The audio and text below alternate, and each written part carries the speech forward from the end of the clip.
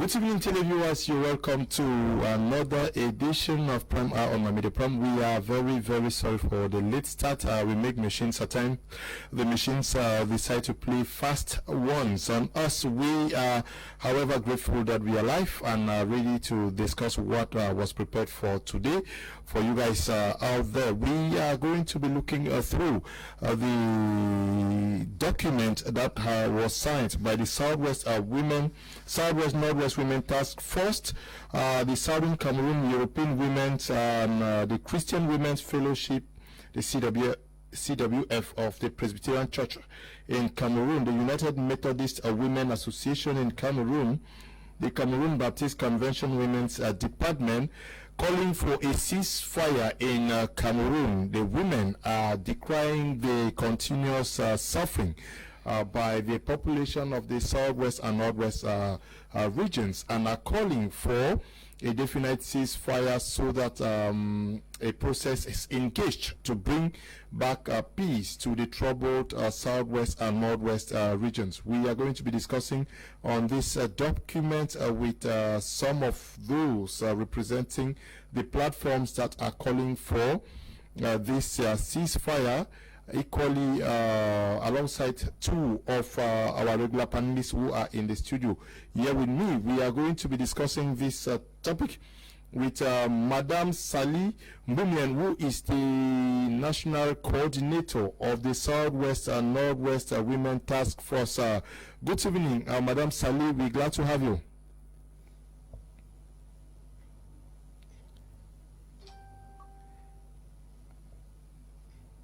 Hello, Madam Sally. We're glad to have you on the show this evening.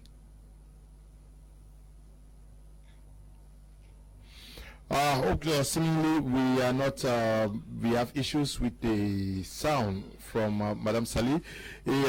Equally representing the Southern Cameroon's European Women is Madam Eleanor Hagen. Madam Eleanor, good evening and welcome. Thank you so much. Good evening to all the viewers. I am so honored to be on your panel this evening. Thank you for the invite.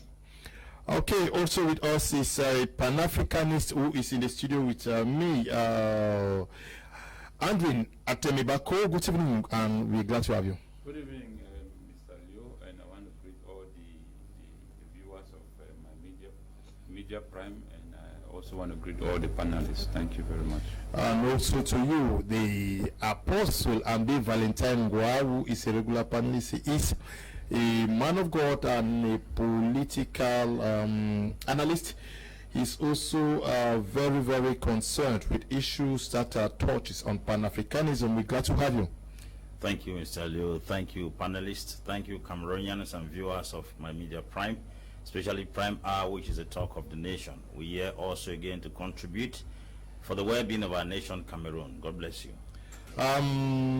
I will start by asking you, Eleanor, who is based in Italy.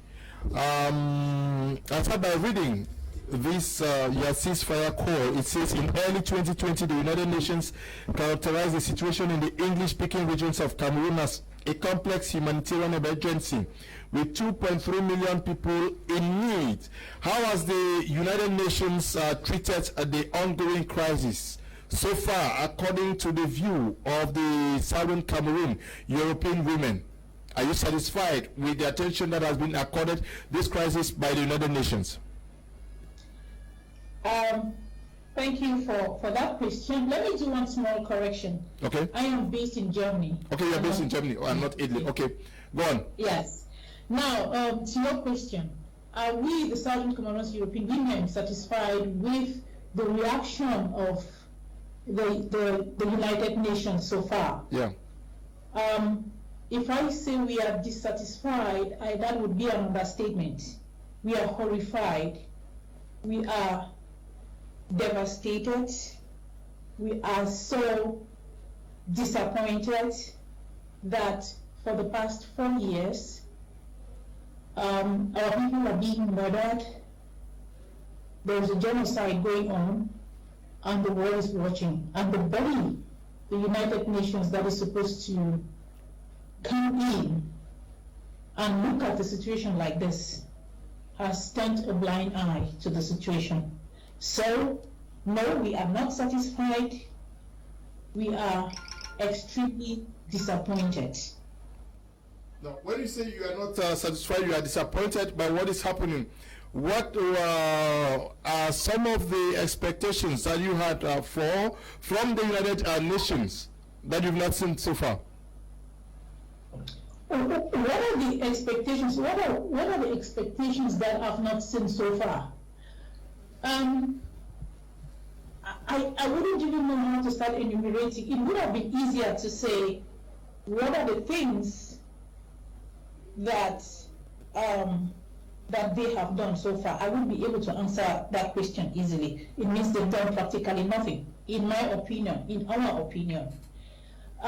Given the fact that 2020 is a year to silence the guns, we are on today is the 25th of September 2020, and the reaction of the UN so far has been far from trying to silence the guns. From the day, let me even go back to the day our leaders were abducted. We thought that that would be something the UN would step in immediately, like yesterday, but we see what is going on today. They've done practically nothing. Okay. Even the steps that the different movements have been taking to create awareness, they're falling on blind ears. Yes. Okay, Apostle Lambin, the conflict in Cameroon has been described by many persons as one of the most neglected crises so far, because I would want to say that according to the document that has been put out there, they say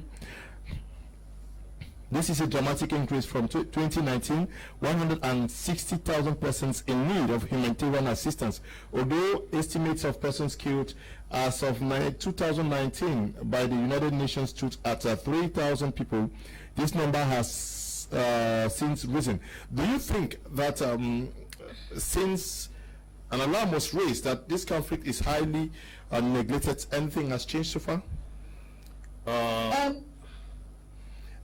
So was that to me? No. To Apostle Ambe here in the studio. Oh, okay. I'm sorry. Okay, yeah.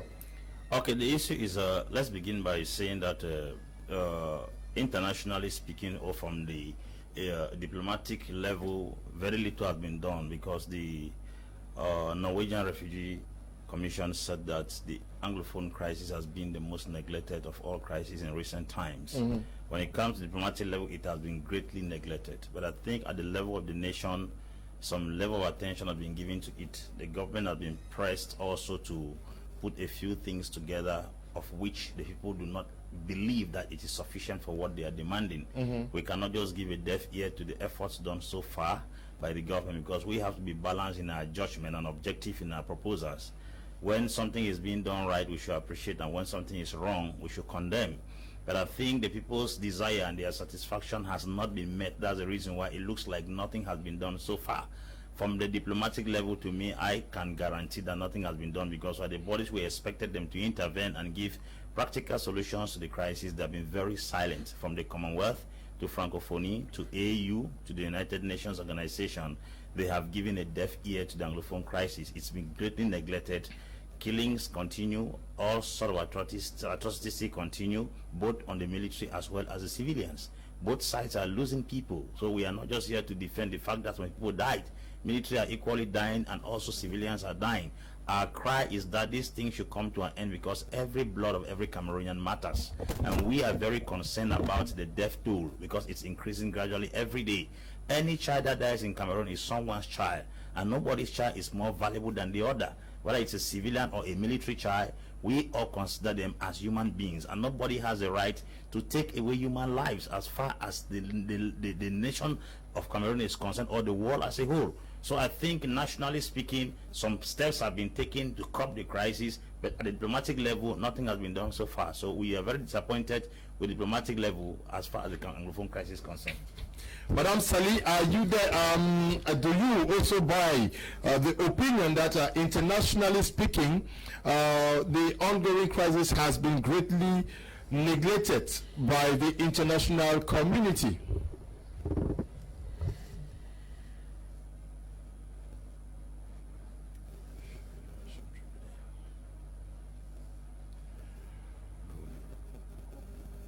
Oops. There is definitely, we have a problem with Madam Sali's audio. We can't get you, Madam. Are you not getting me? I don't tell you. Okay, you are on now, but your positioning, we can't get you fully on the screen. Okay. Can you fix? Is it okay now? No. You have to take your camera upwards. Okay, it's better now. Yes. There is no audio. The sound is gone. What is happening? Okay, you are good now. All right. I am saying that the conflict in the northwest and southwest region is the world's most neglected conflict because the numbers are increasing drastically. Yes, humanitarian aid is coming at a very minimal level that does not meet the needs of the people adequately, but we wonder why the delay in sorting out the conflict, because the parties that are in conflict and the international community do not need any other person to give them a detail of the humanitarian concerns that are going on in the regions. I would equally love to say that the government of Cameroon's response to the conflict, that is the Presidential Reconstruction Plan of the Northwest and Southwest, is a response, but it does not address what the root causes of the conflict are. And unfortunately, though the plan is in existence, the violent clashes still continues. That's why we maintain that the conflict in the Northwest and Southwest have not yet received the response that is needed from every stakeholder. I don't want to pin it on the UN, but I want to pin it on every stakeholder that is concerned. Because if you are a humanitarian body, then the death toll should be alarming to you. If you are a politician, then you should be concerned about the people your political ideology will lead after you win the war. So what we are saying is, at the level of the Northwest and Southwest, the right response to the conflict that is ongoing is yet to be given. Yeah. We need to see parties get engaged. We need to see people come on board, because I don't know what is holding whichever stakeholder to do what is right. The death toll should be a problem. The suffering in the bushes, the fact that children have not been to school for 4 years, or clandestinely parents have to carry their children for safety, is enough reason for whoever that cares to come on board. So what we are saying is, the conflict in the Northwest and Southwest has gone beyond a conflict of a people, a conflict of a nation, but it has become a concern for humanity. And considering the fact that we all belong to the human race, we are not as saying this conflict has not had enough attention for whoever the power that be. Madam Sali, you say the conflict has not received the required attention from the international community. We have seen the United Nations Secretary General come to Cameroon. We've seen the Secretary General of Commonwealth. We have seen other heads of international missions and organizations like Francophonie, amongst others, to Cameroon. What extra concern would you have expected from these organizations? All right. The conflict in the Northwest and Southwest has heard words from all of the movements you have named, all the international agencies you are talking about. What we are expecting to see now are concrete steps and actions or decisions or plan of action on how to end the conflict. There is nothing that has happened in both regions that has not been condemned in very strong speeches by all of these parties. But we as mothers, we as women, we are saying that if we understand the international systems, we are focusing more especially on the parties in conflict, because these parties in conflict are those who have the population that suffers immediately. We are expecting to see concrete steps, not promises, not speeches, not calls, not just calls. Like you look at the call put forth by the women. We are looking at actions that has timelines, that are time bound, that has commitment to it, that has engagement to it. Yes, the UN Secretary General, United Nations missions have come to Cameroon for fact findings. But each time they come and go, our population keeps dying. We are suggesting that it is time for these bodies to have concrete decisions, like concrete timelines spelled out. If we Cameroon is going to have a negotiated settlement, for instance, we should have dates, we should have commission like the Gender and Inclusion Commission already created to be able to help parties in conflict have a ceasefire agreement and the move forward. What we are saying at the level of SNOT is we are tired of speeches, we are tired of call, we are tired of condemnation of acts of violence. We are interested in seeing concrete actions taken to stop this violence. We do not want to preach that it is only the United Nations that can help Cameroon. No. We want to say that it is a matter of commitment and responsibility for each party to think about the well-being of the people and get engaged. Now, Andrew Atemibako, what is the humanitarian rights situation today?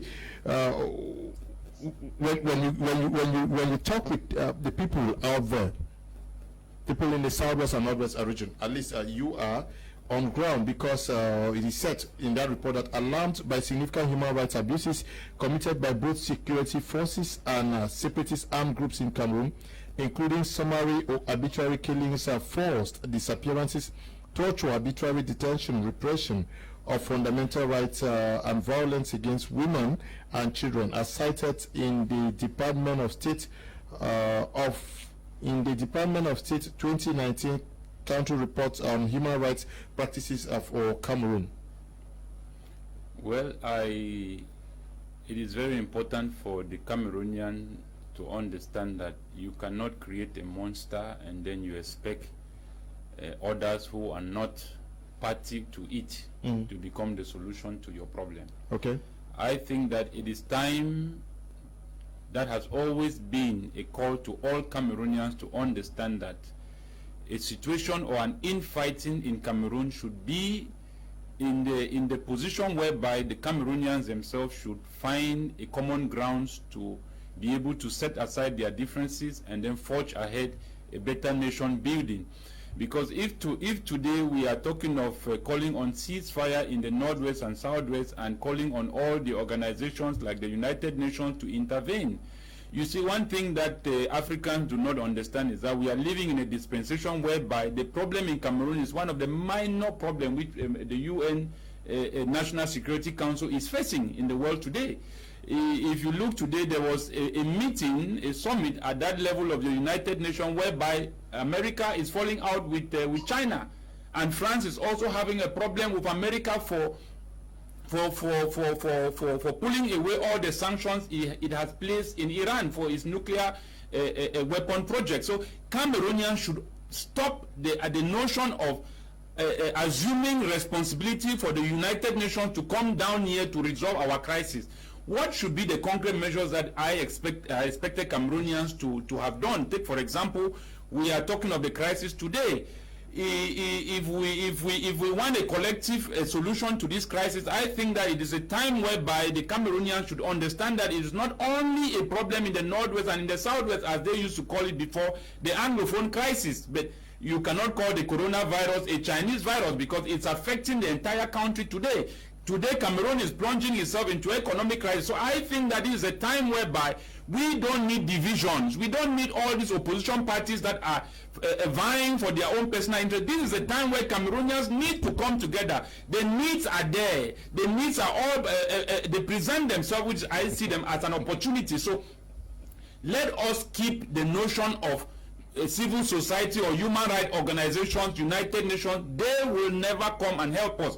We are seeing another phase of the coronavirus in the Western world whereby it's under huge panic, whereby the United Nations is coming together to see how they can fight a second phase. So people dying in Cameroon here is almost nothing to any international organization as far as human rights is concerned. So what I'm saying here is that Cameroonians who reside in the northwest and in the southwest and all the opposition political parties that come from that area, it is a time whereby I find a need for them now to merge together and carry out a call on the government on both the French side and the English side. That's what I also expected the party of Camto to have done when the crisis began in 2016 or the 2018 election. But every opposition party hurriedly and ran in for that election because everybody seeks their own interest. Are you comfortable that this the crisis, according to, if you listen to Eleanor and Sally, they all are claiming that the crisis is greatly neglected? It is no surprise to you. That's what you say. Well, it is not a surprise to me because added to the twin pandemic or the twin crisis we have today in Cameroon, we have or I will not even call it twin or triple or whatever, we have the Anglophone crisis, you have the Boko Haram, and then you have the coronavirus. So I'm saying here that the world is vulnerable, whereby attention is being drawn to a different direction, and not what is happening in those two regions. Those are very minor issues. So I'm simply saying here that, Mr. Leo, that as a Pan-Africanist, I will come to the end of the day to say that division is not what we can encourage. If Cameroonians can see that they can solve this problem by them uniting themselves as one, drawing the government, I expected this. Let me simplify and try to see if I can put a way forward here. What I expected even back then in the early 2017, when I did some messages on social media, it was that one of the messages I did that the late General Ivo resigned and went to Nigeria after I made a personal plea to him on social media, and I told the people on Ground Zero, make decisions that befits the spirit of your people and do not be influenced by people in the diaspora. This is where this crisis has gone out of place, whereby they themselves cannot even organize themselves. I expected the people on Ground Zero, the Ground Zero fighters, to put demands on the table and ask tell the government that this is what we want.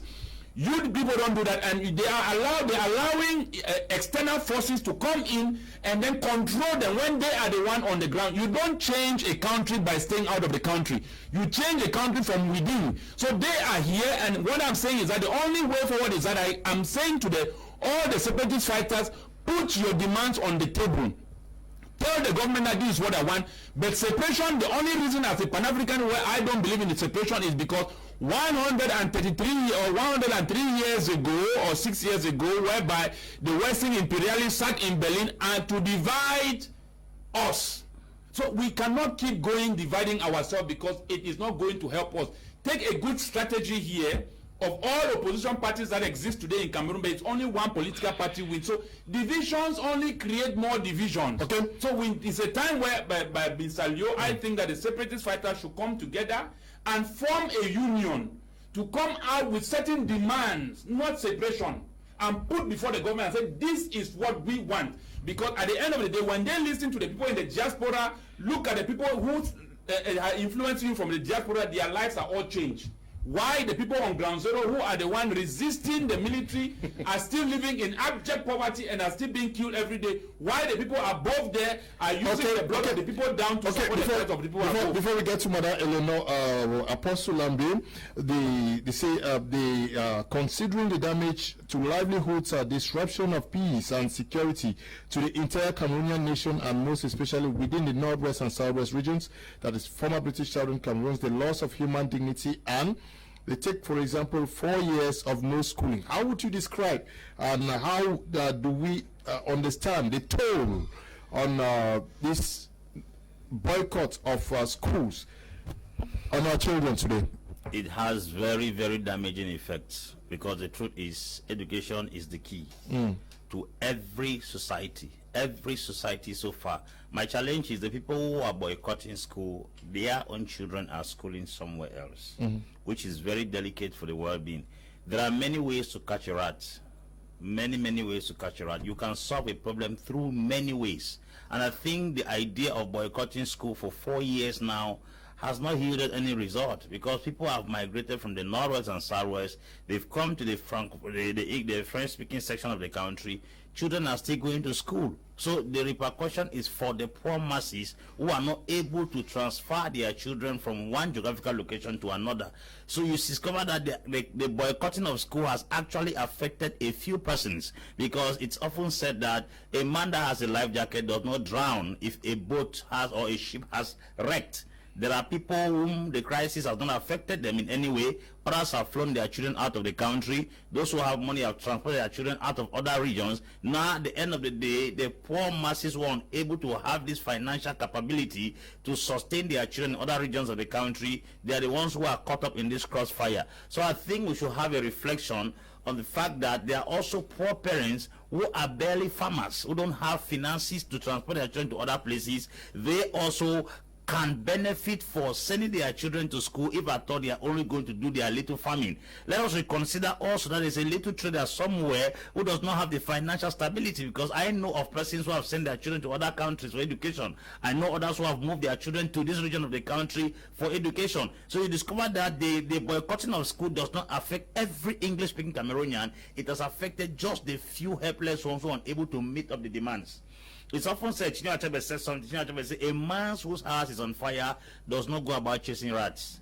A man whose house is on fire does not go about chasing rats. The idea and the philosophy that the United Nations or some international body will rush to Cameroon and solve the crisis, I think is a very big challenge, because why? Those people have very serious things they are dealing with, that focusing on Cameroon right now will be the least thing. So I think the best way to handle the crisis for Cameroonians to come to understand and see the social, economic, as well as political damages that the crisis has caused for both us, all of us as Cameroonians, and then put our heads together to be able to work a way out.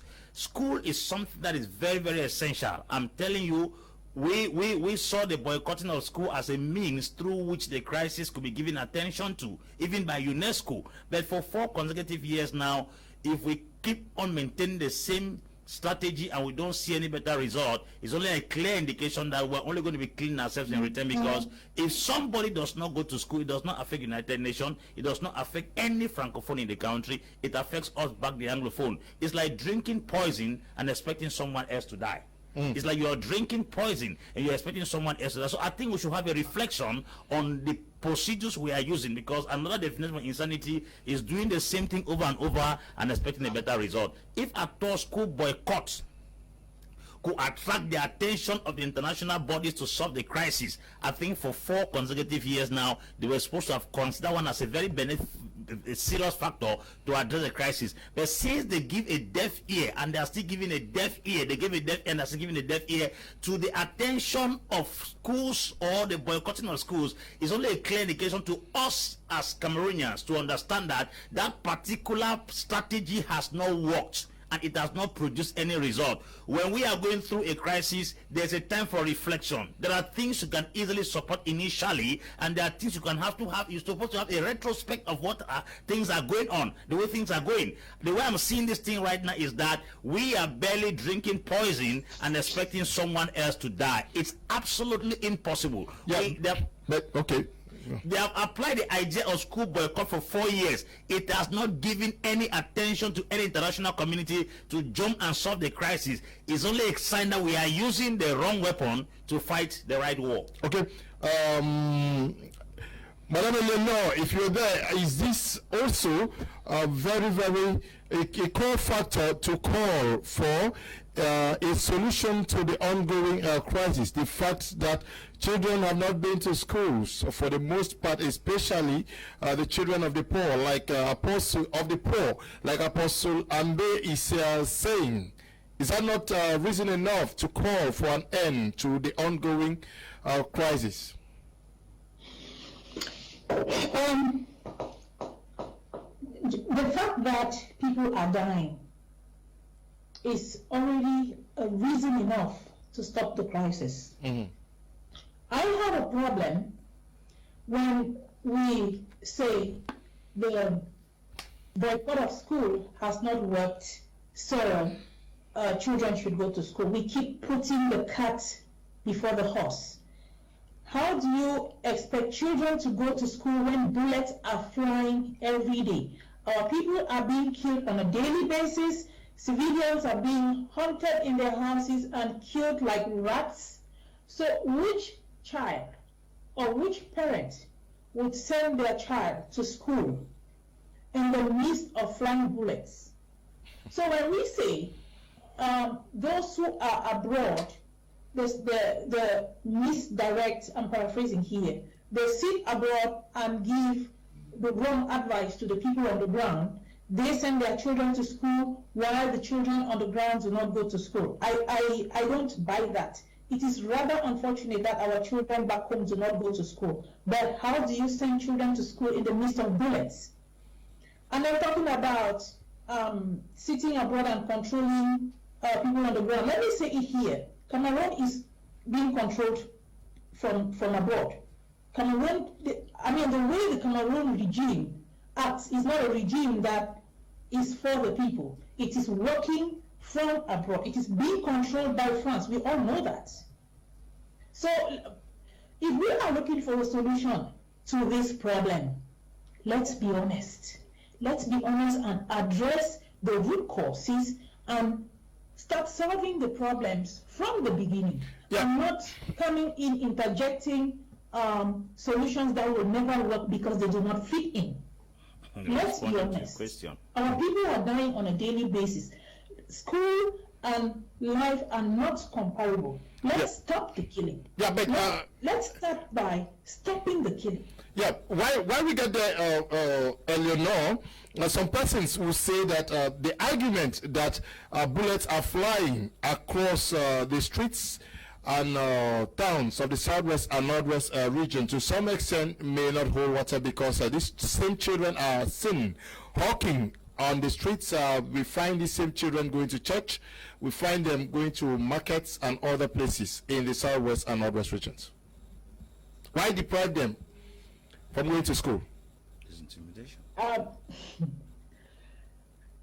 have heard that comparison very often. Yeah. And I'm like, okay, you're comparing pears with apples. How often do we go to church? As in, do we go to church on a daily basis to say that, okay, we will not stop going to church because bullets will hit us? Yes, I understand. If you ask me, I strongly believe there are days that even Christians cannot go to church because of the flying bullets. So we cannot even talk about that. Now, how do you guarantee to me that me sending my child to school will come back alive? Church is not a compulsory something. It is not compulsory. That means I can get up one Sunday and say I do not want to go to church today. I can look at the situation outside and I say no, it's too dangerous. I will not step up. And many people do that. Let's not like minimize that. Okay, Eleanor. A 30 days deadline has been given to both the government and separatists. What happens after that? Sorry, I didn't get that question. Please. I say you expect this ceasefire call to be respected within 30 days, right? Yes. Yeah. What happens after that if your call is not heeded to? What happens after that? I don't think we will want to discuss that here right now, because it will just be like we are giving room for them to prepare for our next action. No, we will not do that. We will keep it to ourselves, and then when the 30 days, we are hoping that they listen to us before the 30 days, but if not, then let's just see what happens. But you are a mother. Are you really concerned that for 4 years, children, pupils, and students have not been to school? What do you make of the situation? I am a mother. Yeah. I am baby Martha's mother. I am the mother of Besen, who was killed in Moyoka. I am the mother of Samsoya's kids. I am the mother of all those children who have been killed. Do you think that school, oh my God, I'm having goosebumps. Do you think that school, those children who have lost their lives, do you think that if you had told them that do not go to school for 10 years and have your life, do you think that they would have said, no, I'll prefer to die? But they were not killed in school. Go to school? The persons you cited were not killed in school. No, what I'm saying is that you cannot expect children to go to school in the midst of war. It will not work. They were not killed in school. Some of them were killed in their houses. Okay, Apostle Ambe has something to add to what you just said. Yeah. Madam Elena, not like we are contradictory in views. I am also an Anglophone, but I'm being objective. We are losing on both sides. Those children did not die in school. We should not lose education and still lose lives. I think we are losing on both sides here. Okay. There should be a balance. If we are losing at one end, we should be winning at another end. We have young Southern Cameroonians or young Anglophones in the country who are supposed to go to school tomorrow to better off the country. Even if we are talking about people losing their lives, we are very conscious. Everybody is feeling the pinch. But we are losing on both sides. We are losing education and losing lives, because not going to school has not equally stopped people from dying. Agreed. I totally agree. So why don't we take it step by step? Why don't we say this is the sequence in which we sort out this thing? Yeah, but that's what we are going to. We are going to look at the steps you people have advanced. We are discussing generally, and then we get to the steps you are advancing. Now, Madam Sali, this document is signed by the Southwest Northwest Women Task Force, the Southern Cameroon European Women, the Christian Women Fellowship, CWF of the Presbyterian Church in Cameroon, United Methodist Women Association in Cameroon, Cameroon Baptist Convention Women's Department. Why not expand it to almost every women sphere in Cameroon? You missed out a certain phrase before you read the names out. Okay, go on. You missed out, this is piloted by. It is piloted by, it doesn't mean we are, this document is from women. Okay. Every woman. Because if you go back to the activities of every woman movement in Cameroon, religious groups in the Northwest and Southwest, beyond the Northwest and Southwest, even in the diaspora, there is the talk of let there be a ceasefire, let there be peace.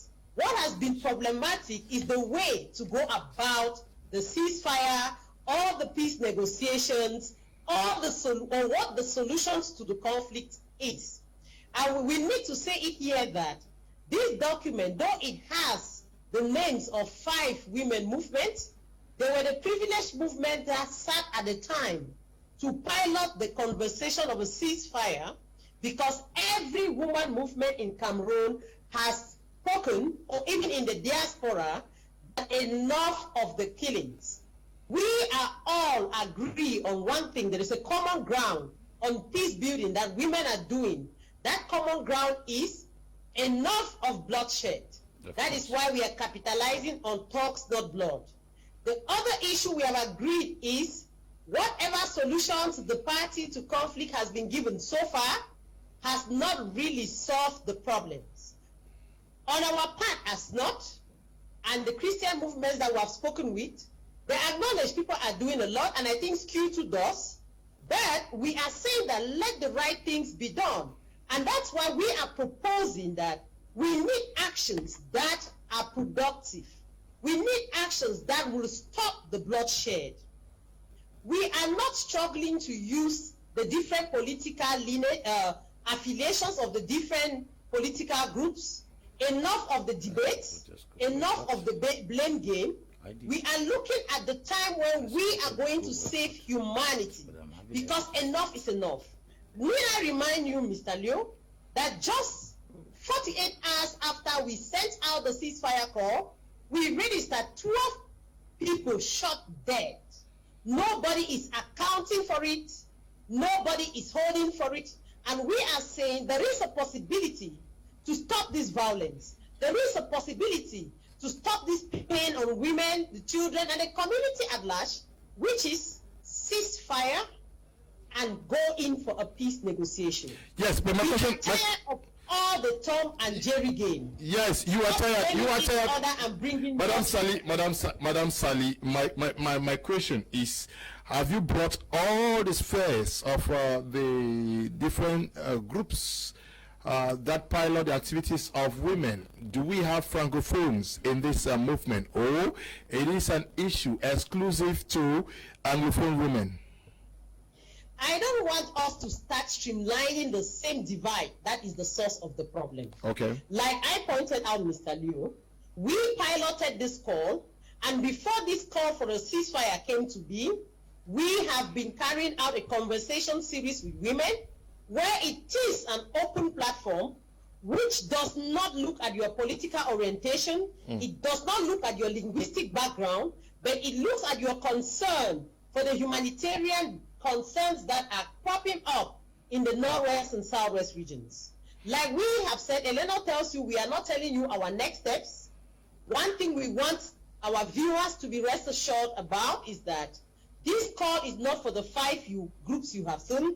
It's coming from the women, and it is a momentum we are building as women that a lot, we have been talking and have not been listening to us, and they have been playing the politics of we want a ceasefire and nobody is moving towards a ceasefire.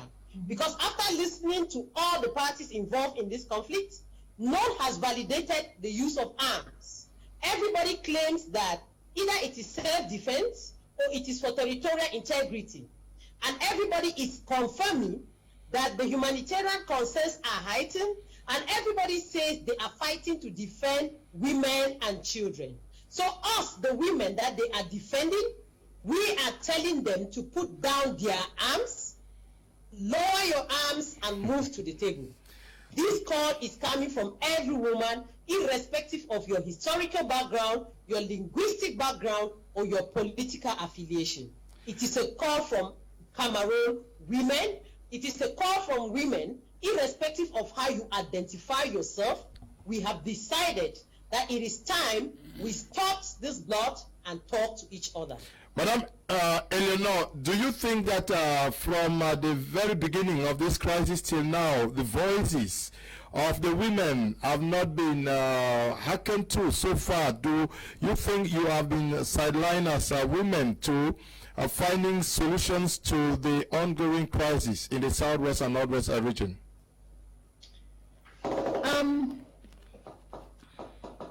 We have not been included in the decision-making processes. Yes. On both sides? Sorry? On both sides? Yes, on both sides. But I don't want to use the word sidelined because I think if you want something, you need to get up and take it. That means that we, the women, we gave too much power to the men. We said, you people do it and we will support you from the background. And we realized that that was a mistake that we made. So we are waking up now to take the bull by the horns, to say that we are going to do it our own way and get this thing done with. Our people cannot keep on dying. We have refugees in Nigeria, Ghana, and other countries. We have our people living in the bushes, which brings me back to the point to say that it is, I don't understand how people can be pushing for school resumption with the thousands of people, hundreds of thousands of people living in bushes and living as refugees in foreign countries. What happens to them? What happens to the villages that have been burnt down? The hypocrisy in this statement to me is alarming. What happens to those who no longer have a home? What happens to those who are on the run? But those who are in Nigeria and in Ghana. Severally, I've hosted persons here on both sides of the divide when it comes to the back to school equation. But some persons are saying that in other parts of the world where war is being fought, in Afghanistan, in Iraq, and other places, schools never stopped. Palestine, for example, we have refugees, but schools were never stopped. I do not want to answer that question because I do not know how they managed it. Okay. Okay. Yeah. But now answer this simple question for me, please. How do we have schools in the bushes for those who are living in the bushes? Do we have schools? What are we doing for the refugees who practically live on the streets of Nigeria and Ghana? Do we have what provision have we done for those? In very difficult conditions. Sorry? I say in very, very difficult conditions. Exactly. Exactly. So, and the greatest question is, what is so difficult in stopping this senseless war that is killing our people so that people can come back to their homes and have a normal, what is so difficult? All we try to do is push for school resumption. Honestly, to me, it is a very, very selfish decision to say that children should go back to school. Instead of calling for the ceasefire, for an end to this senseless war, we are pushing for, I'll not say we, I'm not part of that. Okay, but if when you say your voices have not been heard, drowned so far, isn't it because women have been seen as taking sides? They either are playing the game for the separatists or maybe the government. Isn't it because the women have not positioned themselves as independent to push for a neutral agenda? That is what we are doing right now. If that is the perception that was out there, we are changing things right now. We are pushing, we are coming together to push for an end as women, to push for an end to the conflict. That is why we are saying, start by ceasing fire. Okay. And then we work towards sitting on the table to address the root causes of this issue. That is also why we said, release all the prisoners of conscience that are related to this struggle. That is why we say stop the arrest of people. Okay, and then the women say they are determined to encourage and engage parties to the conflict to arrive at a peaceful and lasting settlement through negotiations. Engaging, should this be a purely Cameroonian affair? And how do you imagine women engaging both sides to ensure that there's a lasting settlement through negotiations? Well, I don't see it possible because, to start with, I heard her saying that they have set aside the men because they assume that the men have failed in their responsibility to manage the crisis. So they, as women, are taking it up as their own responsibility to bring about some solutions, to push both sides, to push both sides to call on ceasefire. But you see, it surprises me to hear a mother who still insists that it should not be the priority for children to go to school because they are demanding a ceasefire. It doesn't add up here. You see, it is madness when you expect people to do something which you yourself do not practice. And you see, Mr. Leo, this crisis, like I would still say to Cameroonians, and especially those in the Northwest and Southwest, we are all Cameroonians, and we are, as a matter of fact, I am an Anglophone. So if we are trying to be more logical and try to create a balance as to what can bring about a solution is not because we are against our brother, no. It's because we are being rational, in other words, to look on both sides and see how we can create an enabling environment for discussions or for dialogue to take place. Now, if you see an organization like this one coming up from the Western nation, building a campaign that there should be ceasefire under certain conditions, and some of the conditions is that we should not press forward for children to go to school if there are no ceasefire.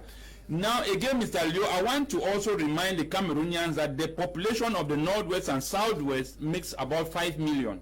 With 60% of that 5 million, 60% of that population is made out of youth below 25 years of age.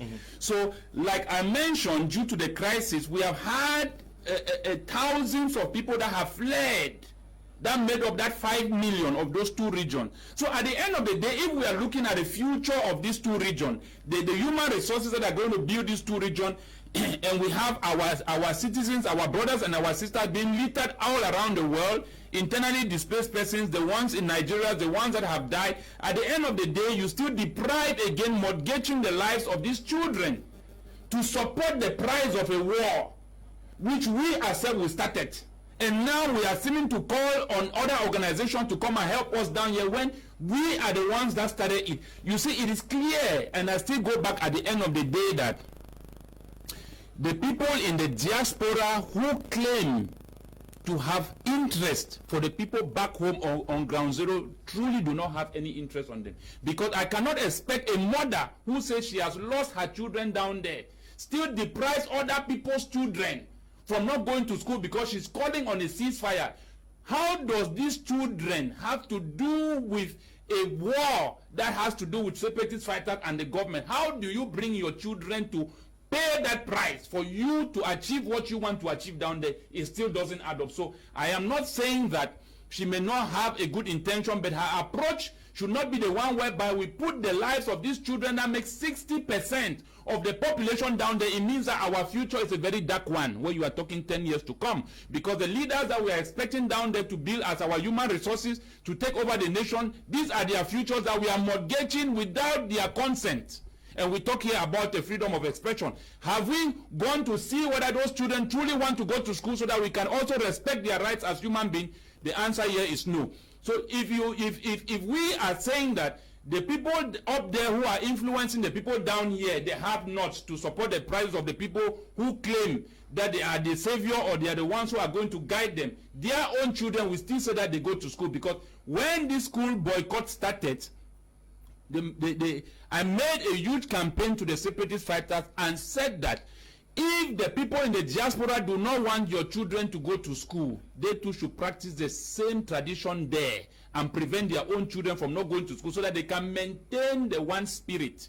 You cannot call on school boycott and you expect others to practice it, and then you don't practice it by claiming that you are not in that country. If you are not in that country, therefore means you cannot cause change. The kind of change that the people in the diaspora want here in Cameroon, they cannot cause it out of Cameroon. They should come to Cameroon and defend that rights. That is the way I look at it, Mr. Liu. So the situation in the Northwest and the Southwest, I will still come back to at the table and say to the separatist fighters, spell out your demands, build a forum or a solidarity platform and address your demands as independent bodies to the government. Because at the end of the day, the people who have made monies and who have made great exploits out of this war are people who are not on ground zero and are people who are not fighting this war. So don't risk your life and don't risk your blood for somebody who tomorrow will have no interest for you. So let these children go to school and let the process of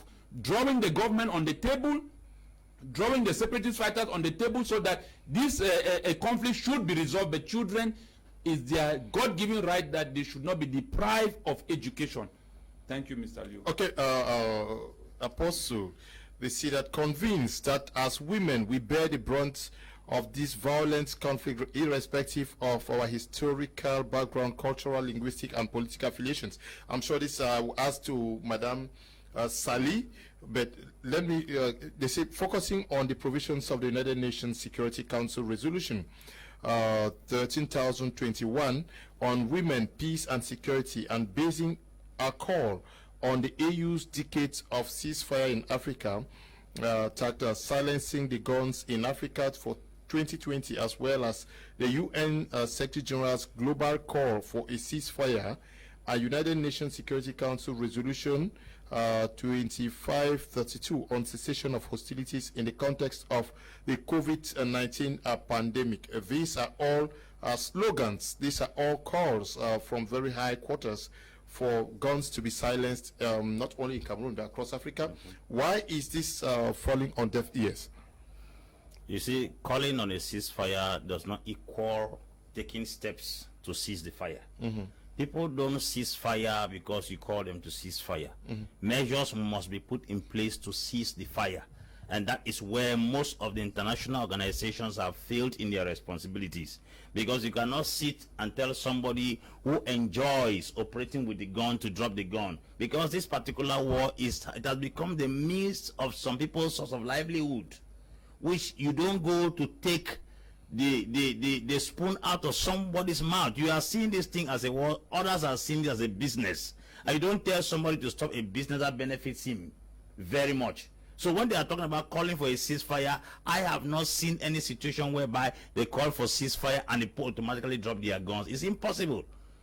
We saw the case of Ethiopia. There were different factions in the land until Abiy Ahmed came. Abiy Ahmed had to take practical steps to meet Isaias Afwerki of Eritrea to cause a ceasefire between the borders of Eritrea and Ethiopia. He came back home and invited all the people who were rebels in the land to come back, break down their rebel or call terrorist groups to form political parties that will contest for elections that were coming up.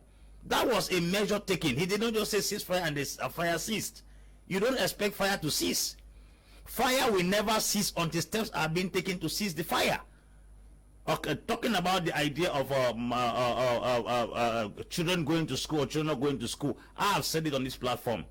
It is very certain that when this issue started, some of us stood up and spoke against the idea of children going to school. Because why? We thought that it could attract the attention for international bodies to bring peace. But it looks like the weapon we are using is not solving the problem. I think Madam Elena should understand me very well. We are trying to use a weapon to target a particular beast. That the weapon is not working. If at all for 4 years right now, the UNESCO, the United Nations has not stepped into the crisis because children are not going to school, I don't think that weapon is relevant anymore. Keep on using the same weapon on something that produces no result is another definition of insanity. So I think the idea of us bringing practical solutions to solve the problem is going to be better off than depending on some international bodies. So the idea of ceasefire can never be effective until steps are being taken. And these steps must be taken in such a way that people who are on both sides should know very well that they are on their own. Because we are getting tired and frustrated with the constant killing of people every day. People just die recently in Lesotho. About 6 persons were killed there.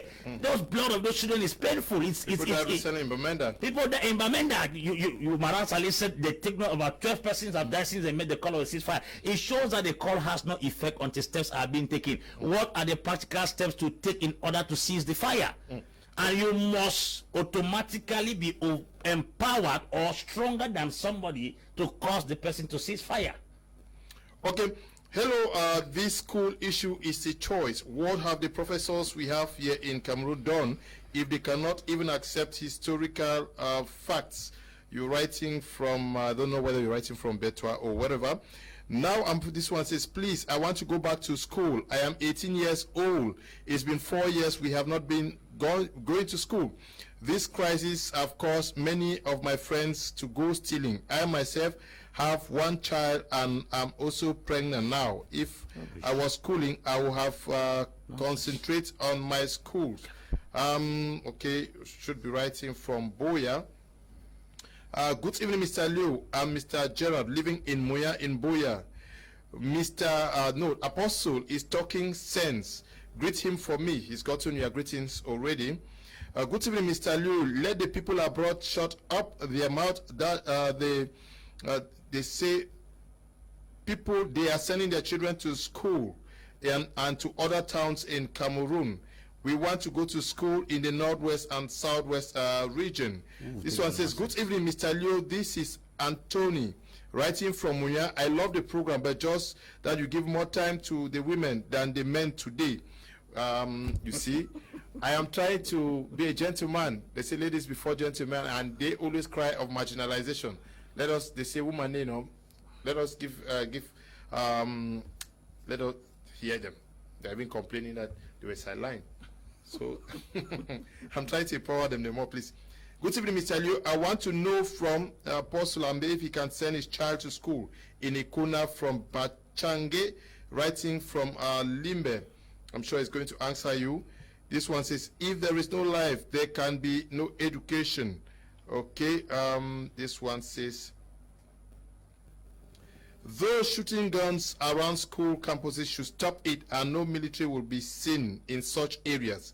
In essence, let's tell Amber boys to stop attacking children. The lady is missing the point. Paul is writing from Boya. This one says, Anglophones have a problem. We don't understand them anymore, okay? This one, Kendong Emmanuel, writing from Bamenda, says, good evening to you, the crew. The way this crisis has been handled at times makes one to think that a part was a gift to another. Okay? Please, when you write, see where you are writing from, and then you put your name. Good evening to you all in the studio. Apostle Ambe is talking of bloodshed in our nation. Okay? But our government is in need of blood. Thanks. Raymond is writing from Kumba. This one says, can you come in this country? You will go to jail. Ebot, I don't know where Ebot is writing from. This one says, good evening, Mr. Liu and everyone in the studio. I'm Jude from Boya. Just to say that I'm following the program and I like the topic of discussion today. Thank you to you. This one says, only the head of state has the solution to the delicate issues plaguing this nation.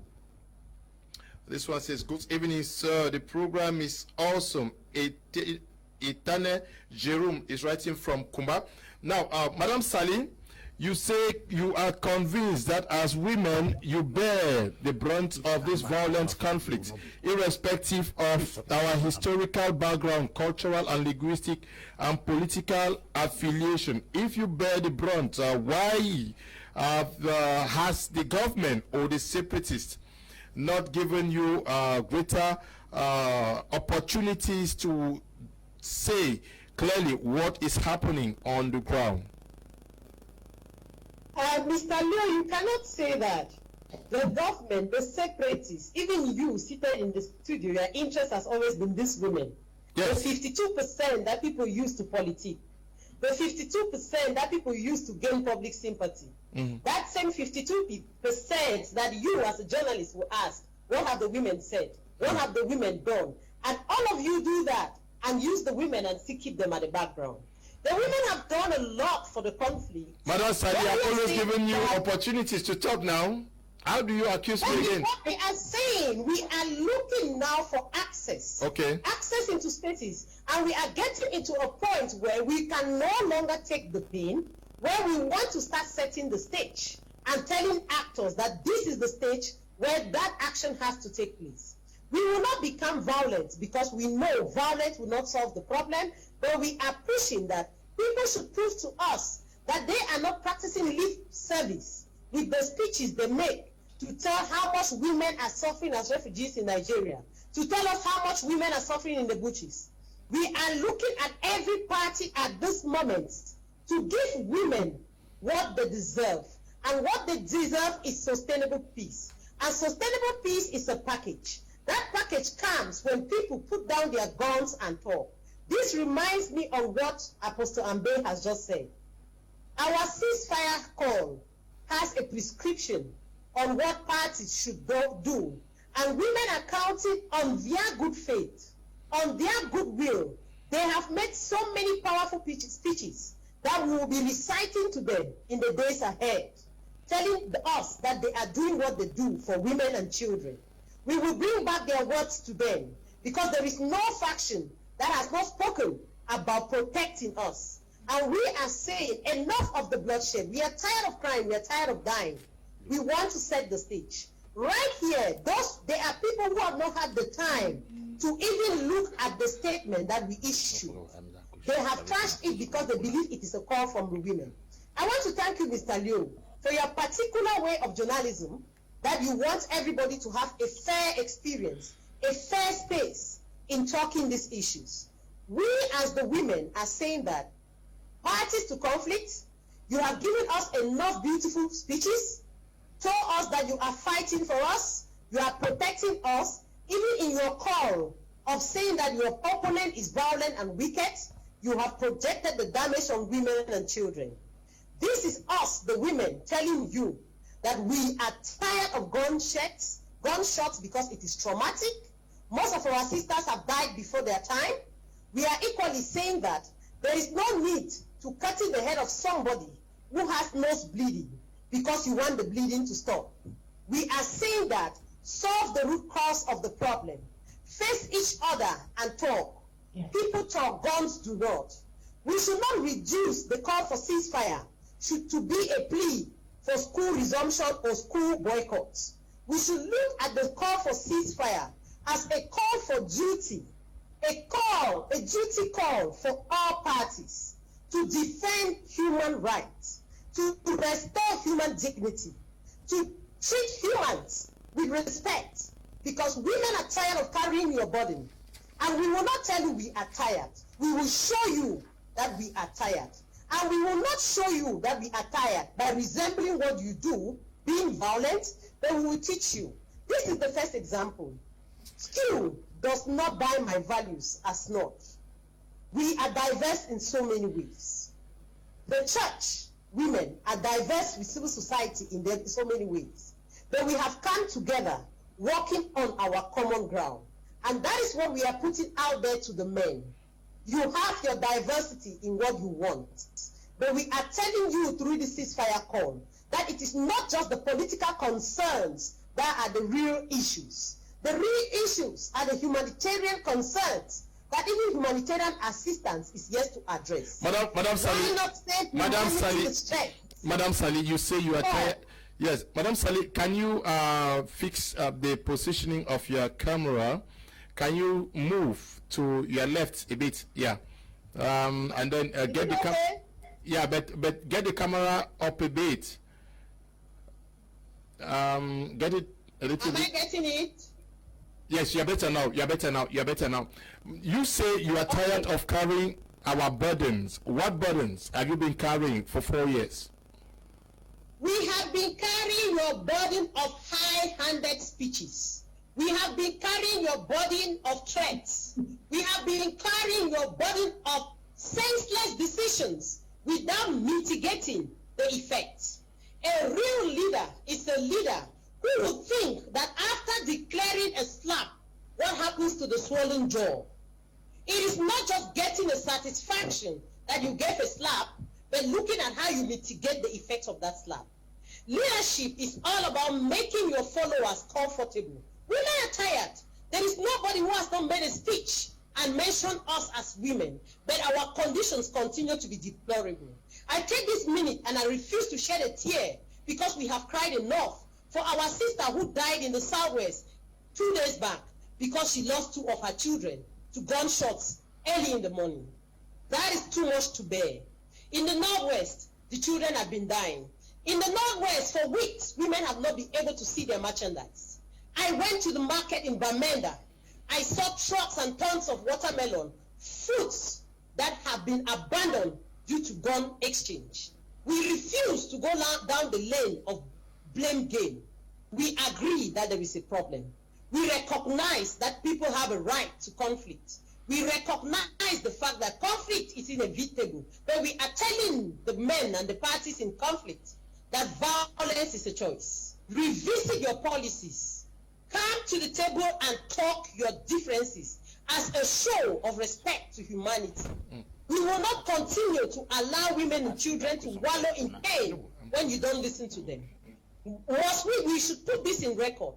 The ceasefire call from women is a test of loyalty and truth of all speeches that has been made claiming to fight for the vulnerability of women.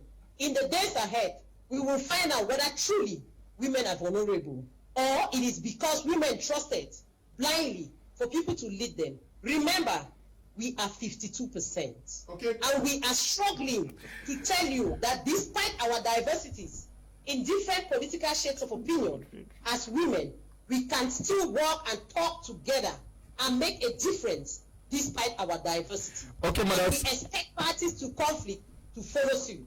Okay, Madam Sally, I will be getting back to you very shortly. But before I get to Eleanor, who is in Germany, somebody sent a message to Apostle Lambe asking whether he would send his child to a Kmer. But before that, let me take a few messages. The messages are just so many coming from all the different towns of Cameroon.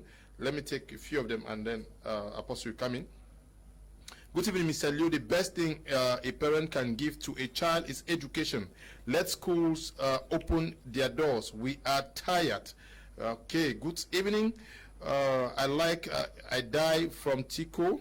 What I know in life is that in anything, women and children are the first people to look first. So when killing women and children in a war front is multiplying another problem in the country, because God himself is angry. Okay, writing from Tico. Good evening, Mr. Liu. I don't know whether those women in the studio now have their children schooling. Ivor, writing from Betwa. Thank you. Good evening, Mr. Liu. Does that felling of his this crisis the civilians? I believe that the number one qualification of a good leader is seen in the way he handles issue. Brother Nelson is writing from Bamenda. Your message is not too clear, Nelson. Jonathan from Limburg. Good night, boss. We see Oluwa in because it's God. Oluwa God is okay. Good evening. I'm enjoying the program, gentlemen in the studio. Please let those women stop comparing a government state with a non-state gunman. The diaspora people are heartless. Paul is writing from Boya. Good evening, Leo. Let the women stop noise. If they need advice, they need to meet people like Apostle Ambe. Full stop. UNOAUC. Rest. Talk. What? Okay. Eno is writing from Mamfe. Good evening, Leo. It's Brandon from Bamenda. I want to say the diaspora should come and join us on ground zero so they have a test of how it is to be an illiterate or to be jobless. That okay than just sitting and talking. This one says, normally in a war situation, women and children are not killed. Churches and schools are not attacked. But because of the unprofessional nature of the fighters, the laws are not respected, so the children stand the risk. Agbo is writing from Tico. Good evening, Mr. Liu. What surprised me is that some of the Amber boys have taken their children and women to the Francophone sites, and they are schooling there, and they are refusing other people's children here from going to school, kidnapping people. Okay. Moses is writing from Bamenda. Good evening, Mr. Liu. More elbows to Apostle Ambe and the Pan-Africanists. My children have been out of school for 4 years now because I'm less privileged. It's Shea Terence, also writing from Bamenda. Good evening, Mr. Liu. I am Anunga from Boya. How many times will women come out to cry violence? We have heard the Takumbeng come out and yet nothing happened. Okay. Women should take action because action speaks louder than voice. Sam is writing from Boya. Yes, Apostle Ambi, somebody is asking whether you would send your child to a school in Ekona.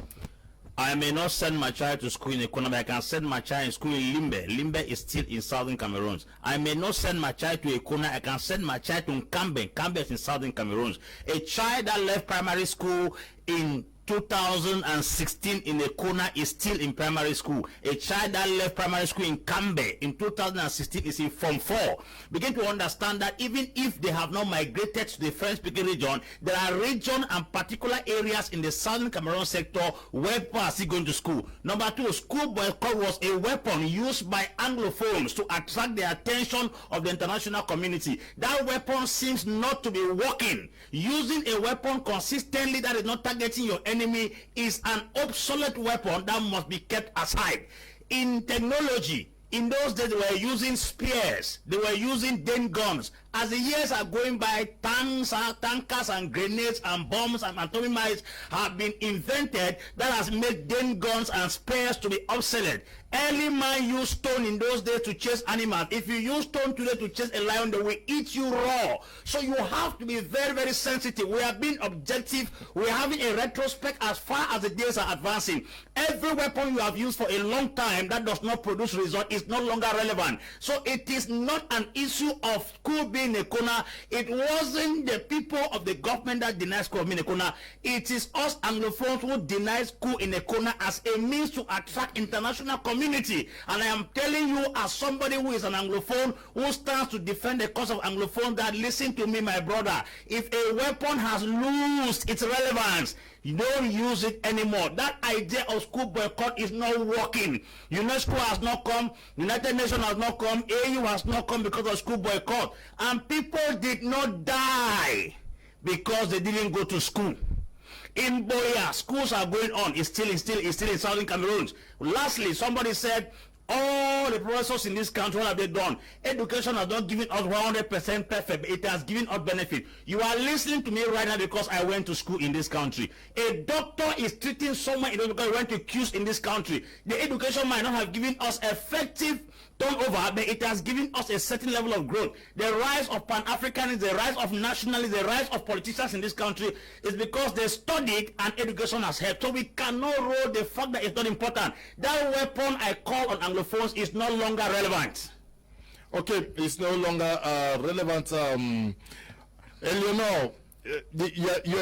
your call for a ceasefire says you call on the Cameroon government to contribute to confidence building among the parties to the conflict by releasing all arrested in relation to the armed conflict and to agree to a 6-month ceasefire to allow for political space to discuss these points. How do you get the Cameroon government to engage in this, as well as, because that's the same call you are making to the separatists? Thank you for that question. Please give me the opportunity to just say a few words to the previous speaker before I come back to your question. Okay. He keeps insisting about school resumption and things like that. I'm responding to questions, Madam Eleanor. I'm responding to questions targeted at me. Okay. Yes. All right. That's fine.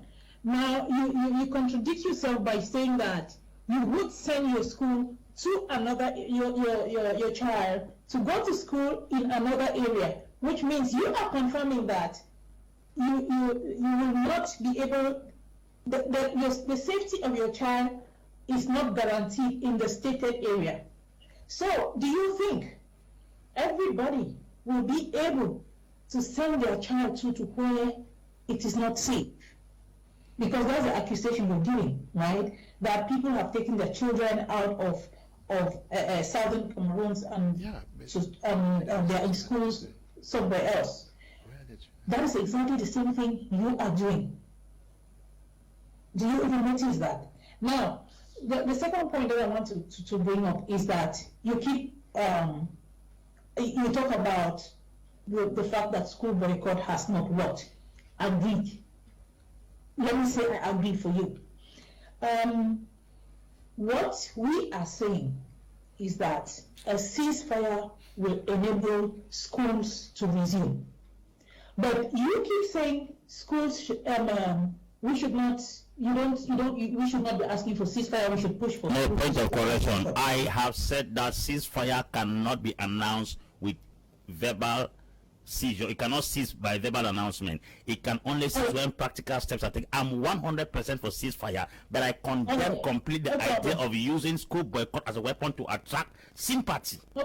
No problem. What I just want to say here is that I like it when people come up with an alternative when they reject a suggested solution.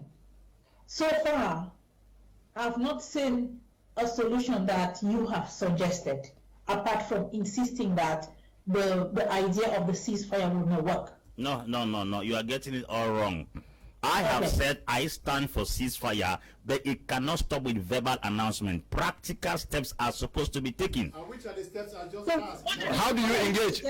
That is the question I just asked. How do we engage government? You are misconstruing the whole thing, Madam Eleno. I have not asked for the ceasefire not to take place. I have said ceasefire is very necessary. But a man whose house is on fire does not go about chasing rats. Waiting for United Nations that is under pressure with their own responsibilities, they will never come to solve our crisis here. We are the ones who use school boycott as a means to attract sympathy from international bodies. If we can be able to use that opportunity and give our children the space to go to school, I don't think military should children going to school.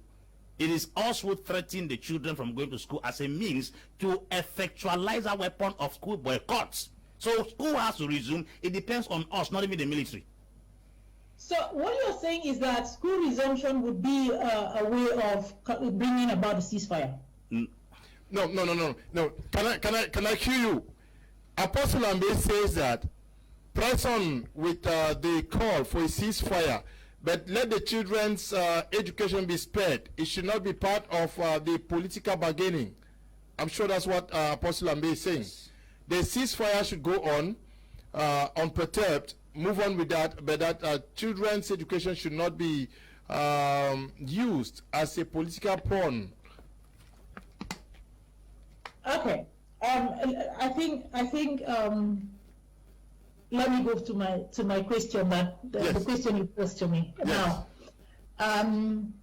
Engaging government and the separatists to effectively go down and face each other and respect your call for a ceasefire. How do we get that?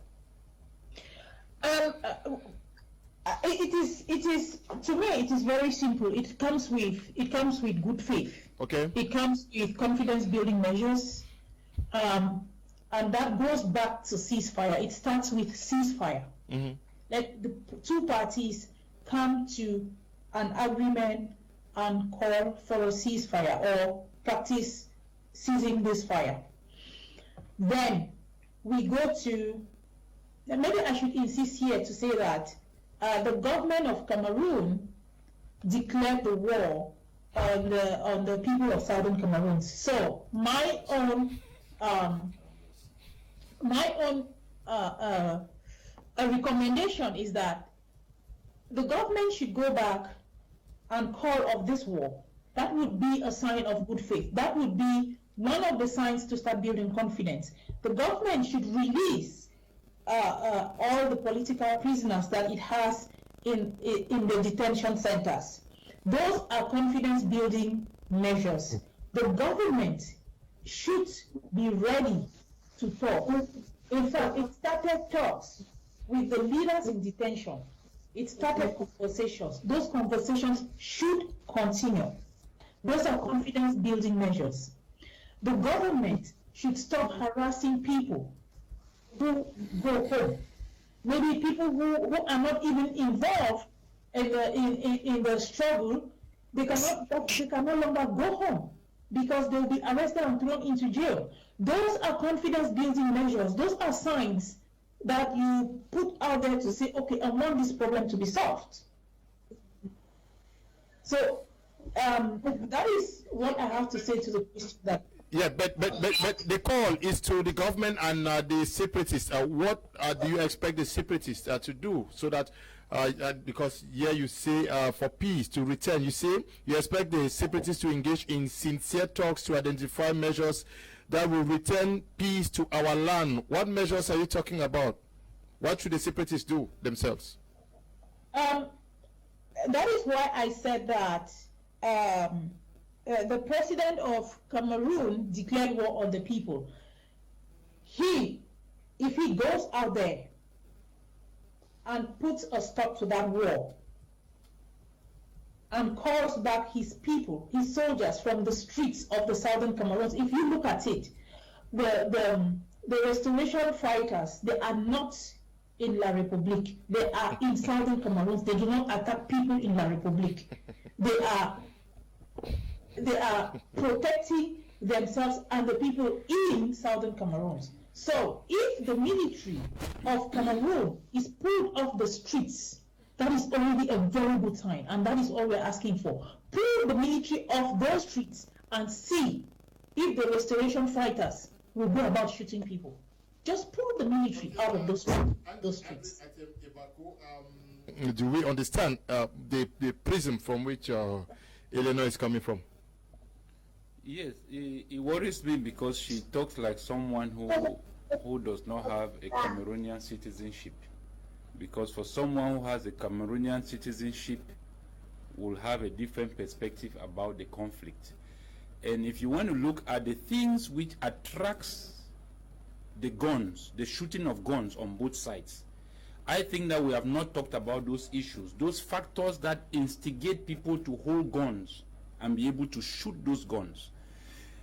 That is one. Number two is that I also want to know the people who are against school resumption in the southwest and in the northwest, if it is the government or if it is us, the Anglophones.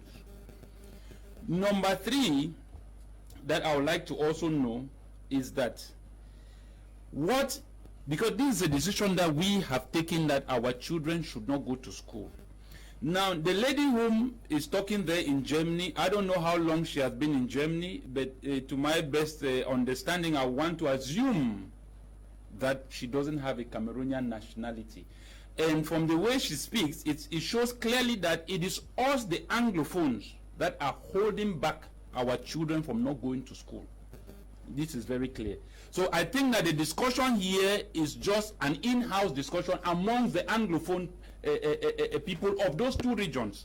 This is not like we are trying to bring in the government, because we know that the government has also failed a lot. But we are talking here about school resumption, and we are talking about ceasefire, which is in the hands of the Anglophones.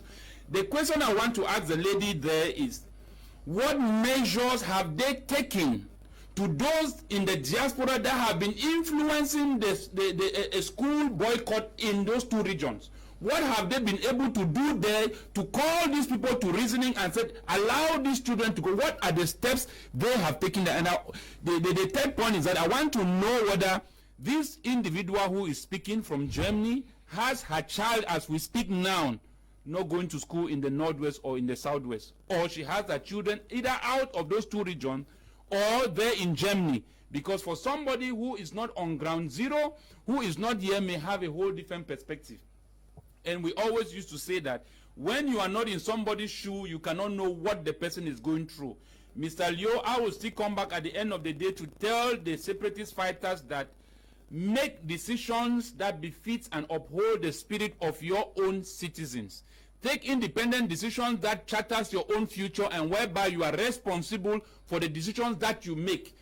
Do not rely on the external influence of the people in the diaspora. I keep repeating this. Because at the end of the day, they will not come here because they are not Cameroonian citizens. They will not come back to Cameroon, but they seek yet. Let me say this, Mr. Leo. I want to make this thing very balanced, because I think that we are going very too far. A lot of Cameroonians who live in those two regions have not traveled. But to some of us who have traveled into those places where this lady is coming from, we know what happens there.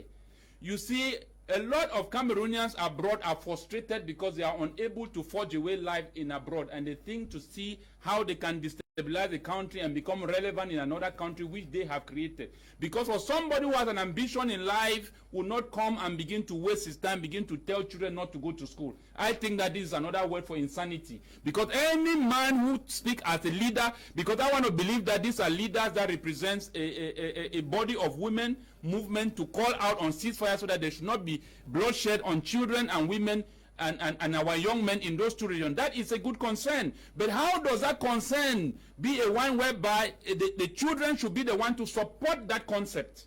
That is where it really shocks me, because I will not have my own child down there and mortgage the life of my child to say, don't go to school, because I want people to cease fire.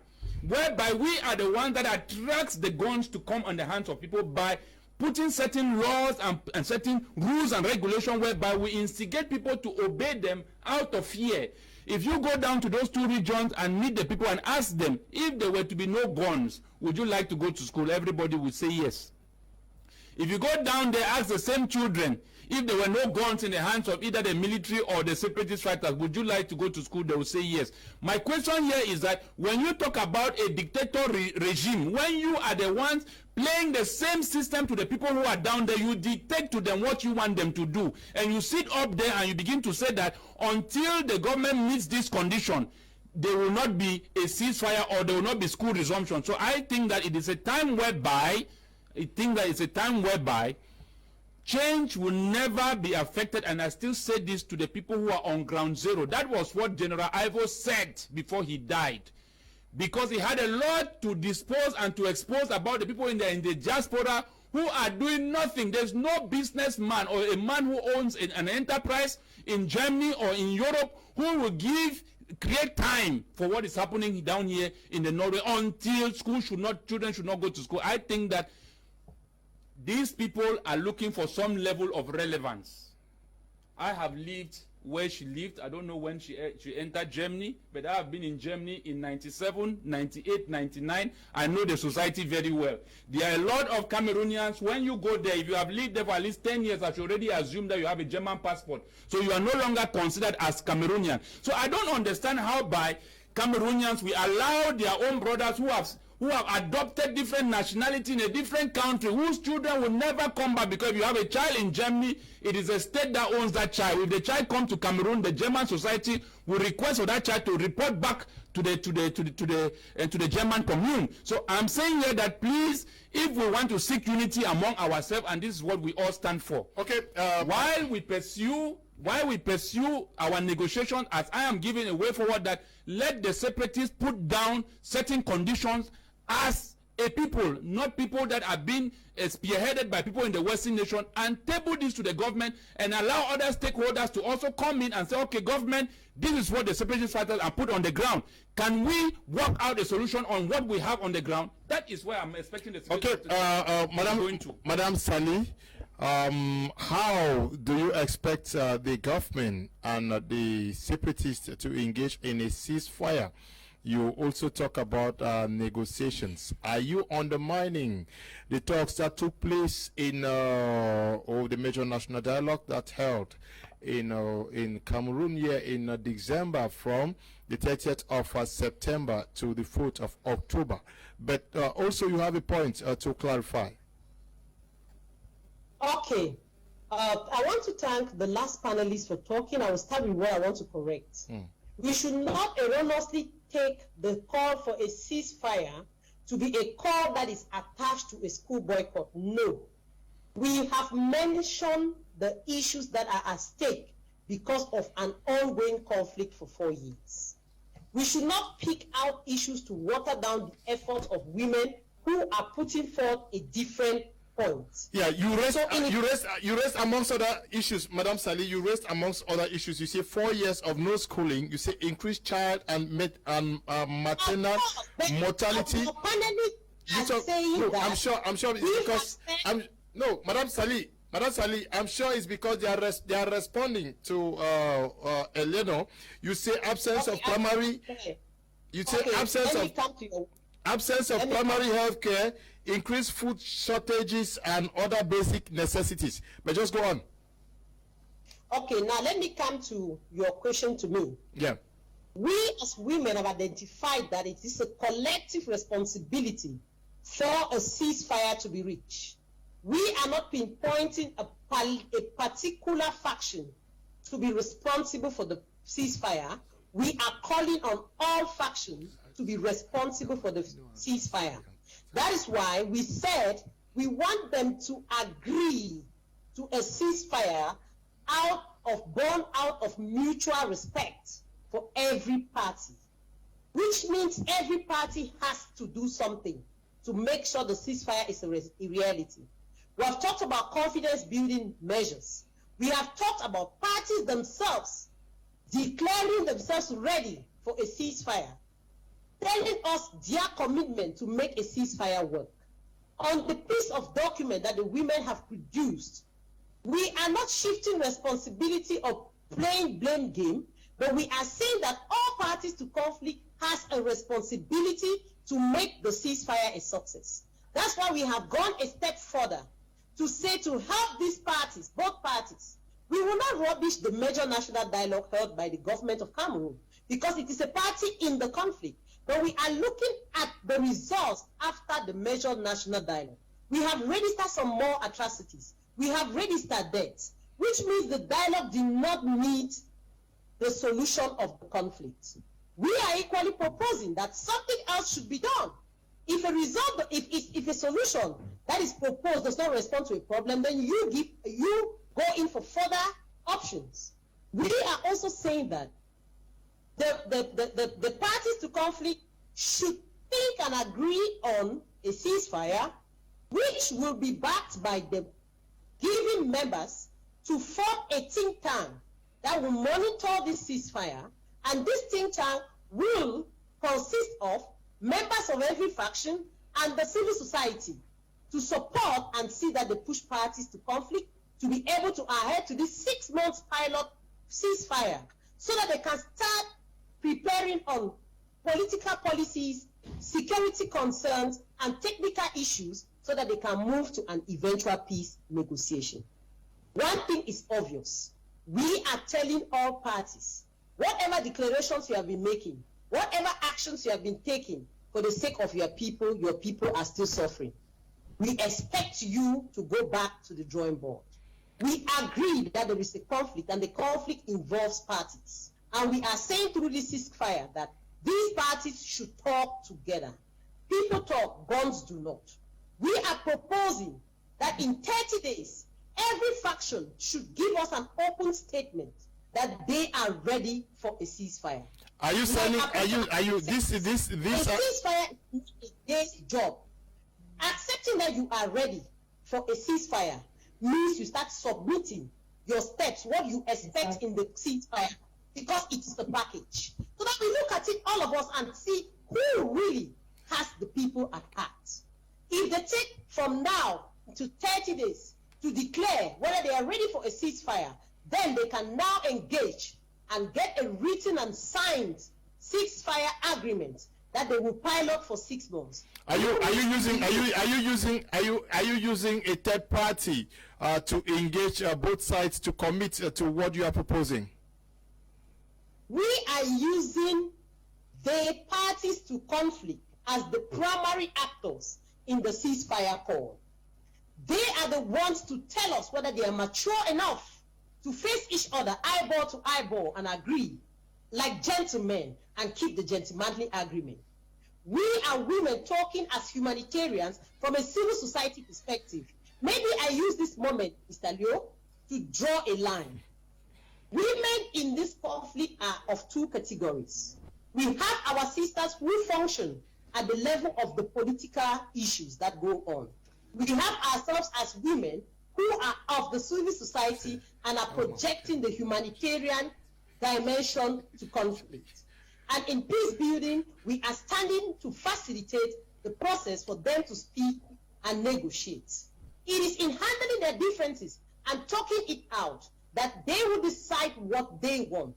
We don't want it to be, you said we should do this. No, we want parties to give us their word, and we will sit there and open our eyes as women, support them, watch it, protect it to be sure that the guns are silent. Madam Sali, let me hear from Eleanor. Eleanor, how are you going to get this feedback from both the government bench and that of the separatists? How do you intend to get them commit to your call? Is it through some persons or they'll contact you directly? As Auntie Sally has said, do you get me? Yes. As Auntie Sally has said, the primary parties we are addressing the primary parties directly. Okay. And depending on how they react, we are hoping that they come in with good faith, and depending on how they react, depending on their reaction, we will take the next steps. If it means bringing in third parties, then but there is one thing that we have to make clear here. As she has already said before, we are not going to use violence as has been going on. Then let me use this opportunity to tell Mr. Ebako that he doesn't need to go personal. Whatever I do in Germany should not be part of our discussion. My stay in Germany shouldn't be part of our discussion. He doesn't need to go personal. It's not mature. So I hope I answered your question, though. Okay. And so you guys are engaging other women groups that have not yet committed to this. You will continue working? Yes, absolutely. And even if the separatists and government fail to commit to your call, you continue pressing? We will continue pressing. We're not giving up. Now, are you in touch with the mothers back home? The mothers in Fundong, the mothers in Boyu, and those in Manu Division. What are they telling you today? Antisardinard said this is a pilot project, right? We are just starting, and we are reaching out to as many women as possible. We are doing everything to get all the women on board. We want the women to wake up and stop, I'll call it the madness, because we are the ones digging the graves. We are the ones now burying our children, and the madness needs to stop. So we are getting all women on board. This is going to be, we intend that this be the turning point. Sorry? You want this to be the turning point.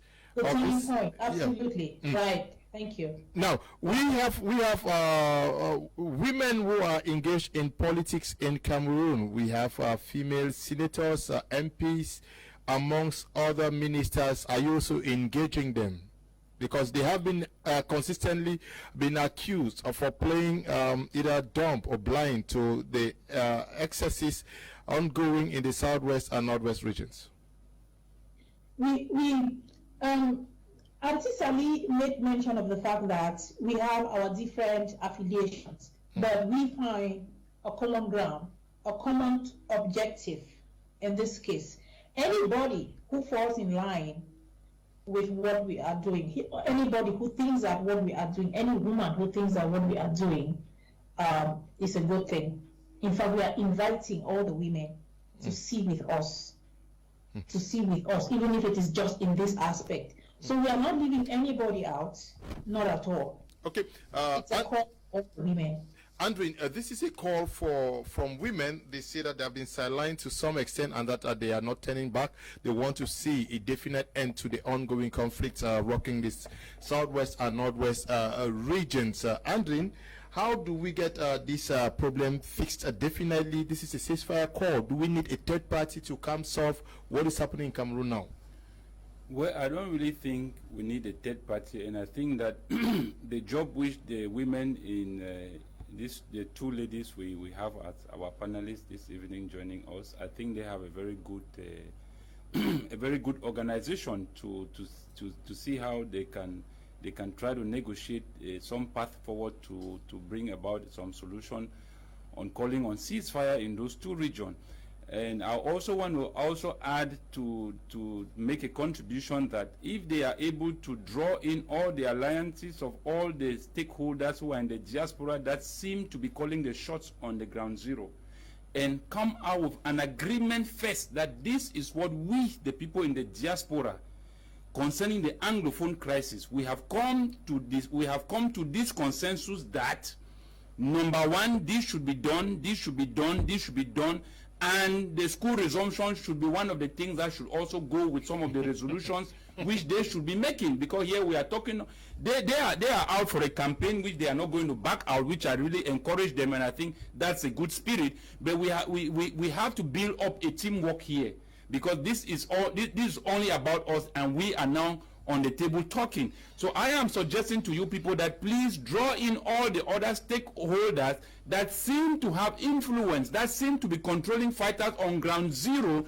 so that some decisions on the favor of the common people, the people whom this war have been affecting, the people who are still running out of those two regions, so that it can create an enabling environment for people to even start coming back, knowing that, okay, this is a resolution that the Ambazonia or the separatist fighters or their group leaders in the diaspora have come together with conjunction of these women that are building this platform for ceasefire. So I think that, Mr. Leo, if we can get a resolution or already an agreement of what the people in the diaspora, because we understand that they have a very great hand on what is happening down there in the northwest and in the southwest, because if you ask that why when children go to school guns will come out, it is because the separatist fighters or we have said that our children should not go to school. So if we send them to school, the parents of those children are considered as blacklegs. So you come to realize that we are not going to school is because we took that decision.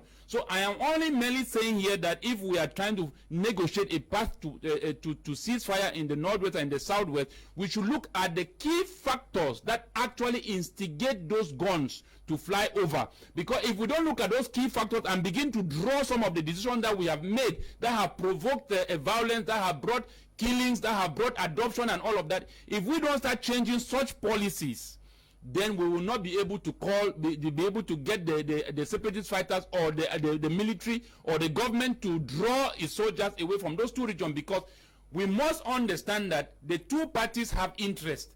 And there are other people that are taking advantage of the war. But what now? Because I want to believe that these women are out there for the mother, for the children who are not able to speak. So they are speaking on their behalf. I think that, Mr. Leo, this is very good. But now it's an opportunity that they are already there in the diaspora with some of these key people that we see them on social media that carries out campaign on certain events on the northwest and the southwest, and people obey them like the Ghost Town. The Ghost Town, it is not the people by themselves who initiated Ghost Town. Ghost Town came as a result of people in the diaspora who wanted to draw attention so that dialogue or a need to give them to what they are demanding from the government for a separated a separation from the main body of Cameroon. So I am merely saying here that let the people in the diaspora, Mr. Leo, let the people in the diaspora be able to put down certain conditions and change certain policies which will give rights to the innocent people who are caught up in this war, whereby we will not have a lot of violence, we will not have the need for people to take guns and say, why are you going to school? Why did you open your shop on Monday? Why did you do this and why did you do that? So that is the kind of decision that I'm expecting these women to form an alliance with the people in the diaspora so that they can now approach the separatist fighters who are on ground and say, hey, look here, this is the consensus, this is the agreement that we have finally come to put on the table so that we can table this to the government and hear what the government is going to respond. Okay. Hello, Mr. Leo. Greetings to you all in the studio. This is Mr. Clifford calling from Wabane. Wabane is in Libialem division. Education is a basic right to a child. The school boycott is no longer a medium to a solution at this stage of the revolution. Rather, it's deforming the future of the nation. The children need to take over tomorrow from where the fathers ended. So they need this education for a better tomorrow. There is bias on this issue of education. Okay, Mr. Liu, I think the terms of the separatists are too harsh by declaring an educational restriction on the north and southwest regions. I think they need to see from such terms. Precious is writing from Limbe. This one says, it's Clinton from Boya. Good evening to you all in the studio. I love this program. Actually, the rate of killing is too much. The fact is that the diaspora cannot sit out there giving orders that schools should not go on without doing anything. Let them come join us physically on ground zero. Their children are going to school. I suggest that there should be a ceasefire But before that, practical steps needs to be taken. David met Goliath face to face and conquer him. They should not expect victory without coming to lead the people in ground zero. It's 4 years already, okay? Let Apostle be courageous and continue making this point clear, because the Separatists started other measures like stopping sales of beer and later left and hanging on school boycott. Emmanuel is writing from Bamenda. This one says, please, we need peace. Let's this crisis stop. Manuela is writing from Kumba. Without education, that there is nothing, okay? That without education, there is nothing, okay? Hello, good evening. I'm Eugene from Boy. I'm enjoying your program. Thank you very much, Eugene. Hi, Mr. Liu. I love this program. It's Dangote. Thank you very much. Good evening, Mr. Liu, to all the panelists. And Mr. Liu, your choice of your panel members is beginning to call for concern, because some members are using harsh words to others members, okay? David is writing from Kumba. Hello, good evening. I'm Eugene from Boy. I'm enjoying the program. Okay, Eugene, thank you very much. Yes, children should go to school, but where should we stay? Okay. Good evening, Mr. Leo, and to all the panelists. Please, you have to fear of God in our minds, so that God will help us come out of where we are today, because I believe that He made everything on earth for a good reason. T-Boy is writing from Limbe. This one says, our rejection for school not to resume is because the school curriculum in Southern Cameroon is degrading, humiliating, and disastrous. Okay? Anthony is writing from Yoke. Anthony, I don't know what you mean by that, but Apostle Ambe, can the women change the course of things as far as the fight, the ongoing fighting in the southwest and region, the southwest and northwest regions are concerned? Very possible. Mm-hmm. Like what Madame Salih said, the women constitute 52% of the entire population of Cameroon. Mm-hmm. And that's a very serious problem. If Cameroon is 24 million, then I approximately believe about 14 million. If 14 million women put their voices together in this country, things will change. I think the women have an influence as mothers of the nation. If they assemble themselves and stand on a common front, not divided, because it is easier for women to come together, unite, and have a particular target than men coming together. Women are vulnerable, they are weaker vessels, so it is easier for them to relate. But there's a level of arrogance amongst men that everybody feels supreme, because even within the circle of leaders, you will discover that every man feels so too important to submit or align with another.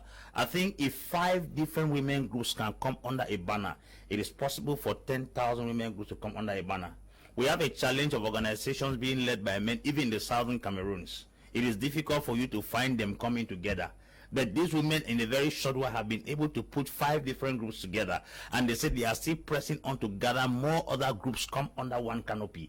And as mothers of this country, I think if they raise their voices, we must understand that women have a way of attracting the attention of men. Women have a way of attracting pity from international communities. And if the women actually put their feet on the ground and drive this force with a huge following, I think now they should be doing what they should be doing right now, be mobilizing the population needed. If about 5 million women, 6 million men can gather in this nation, like they say, it's a peaceful approach. They are not fighting anybody, and they cry on this land. Even God Himself will hear their tears. Even God Himself will hear their tears from heaven and respond, because it's often considered, even in the Word of God, that God gives preference to women. They are weaker vessels. So when they cry, there is a response from heaven through a woman's voice than a man's voice. So I think these women are able to put things and change the event of this country. I've seen many situations in countries whereby women took the forefront and turned things around. We know of a great lady who rose up in Mali and turned things around. We know of great other ancient queens in those days who rose up with women and then they turned things around. why wouldn't these women take a cue behind them and turn things around? Because a populated percentage of people in the country have influence over the economy. Okay. So I think the women can do something very important. The women can do something, definitely. Madam Sally, you're back. You were cut off. What is going to be your next moves? I know you will tell me that you would not want to expose this on air because we have come to the end of this edition of the program. But Madam Sally, certainly you have a word, not just for the Southwesterners and Northwesterners, for Cameroonians and your fellow women out there. Out there is the problems in the Northwest and Southwest might just be a geographical location to you, but as a woman, wherever you are, join the bandwagon. It's not a war for faces, name, or fame. It is a war to stop pain. It is a move to give love where pain and misery and hatred has taken over. We call on every woman movement. We call on every woman as an individual to pick interest in stopping the bloodbath in the regions. We are giving an open call to all our other sister movements that we merely piloted the ceasefire, and the work that lies behind the ceasefire has just started. Let every sister get on board so that we push it and get the people talking. When it shall not come for political issues to be discussed, we can now wear our different political coats and join the different political wings where we belong. What we are putting out there is a call for humanity. It's a call for restoration of human dignity. It's a call to stop pain and blood because we are tired. Trauma healing will be a long process in our communities. Why not assist us by joining now your voice to say, talks not blood. We don't want the justifications. We want this to be done in an orderly manner, where people take responsibility, where people advance their opinions on a table, where ideas flow and the guns are lowered. Okay. Sisters in all movements, reach out to us. It is not a snub matter. It is not a skew matter. It's not the PCC's matter. It's not the CBC's matter. It is not United Methodists or Catholic women or Apostolic women or full gospel women. It is a problem of everyone. Madam Sally, thank you. Thank you. Thank you. We are grateful you were part of this edition of the program. Thank you. Mr. Leo, you are unfair. Allow me to cry out, Mr. Leo. Okay, you have 30 more seconds, please. So, with this ceasefire call, we are calling on people to take time to read it. Don't read it with prejudice. We are calling on the parties that be to take a time and respond to us. We are those women that you have been making energetic speeches for. We are those women you say you have been protecting. Our call for ceasefire is that we should discuss the root causes of this conflict so that we can put a stop to school boycott. We can put a stop to food shortages. We can put a stop to lack of medical care. We can put a stop to this permanently so that everybody can go about their business. Thank you very much. We, your sisters, your mothers and your aunts, we love you and we are here to support you to go through. We are not judging you. We are not blaming you. Madam Sally, thank you. I'm going to organize a different program for us next week. Eleanor, we are very happy to have had you for the first time on Prime R. And certainly you have a word for your mothers, your sisters back home and across the globe. Yes. I wish to thank you for having me on your program. I hope I'll be allowed to come back. Yes, my dear sisters out there, this is a call to all of us. We need to get this done. We need to come together. It doesn't matter where our political affiliation is or lies. Let's come together and sort this thing out.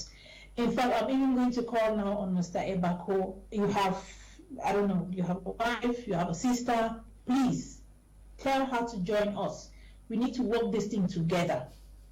We are going to look for the solutions together. We are going to put everything together, look for the solutions as a family, and stop this senseless war.